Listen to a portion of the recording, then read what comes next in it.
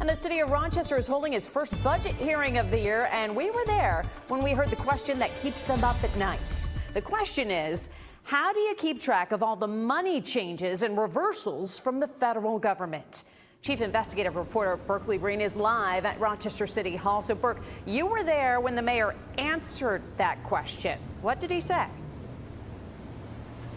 Nikki said it's not uncommon these days for him to get a message or a note saying that the federal government is cutting money that it had already promised to give. The latest is a series of long-standing grants that total about $11 million. How are we keeping track of all of the changes? What's said today could be different tomorrow.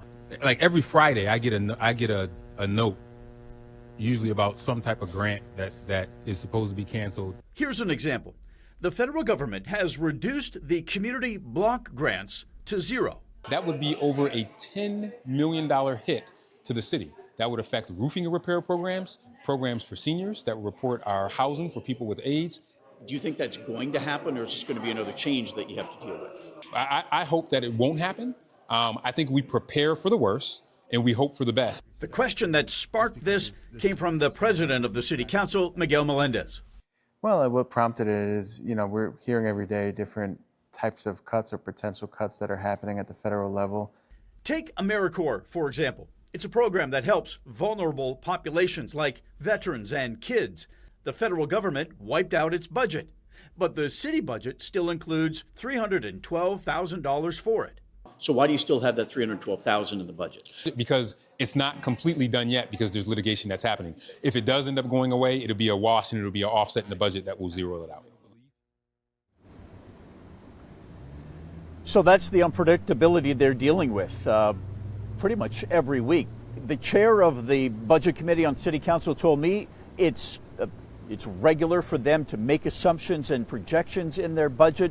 But Nikki, he said he can't recall ever dealing with as much unpredictability as they have to deal with now.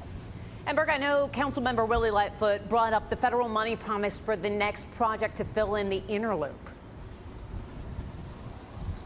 He did. That's $100 million in federal money for that project, Nikki. And we reported that that federal money was solid, locked in, ready to go in January.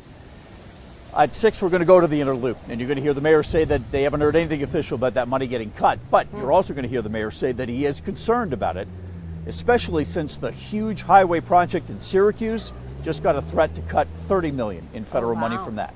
All right, and of course it will be one of the biggest public work projects in the history of the city. We'll be tracking that. Thank you, Burke.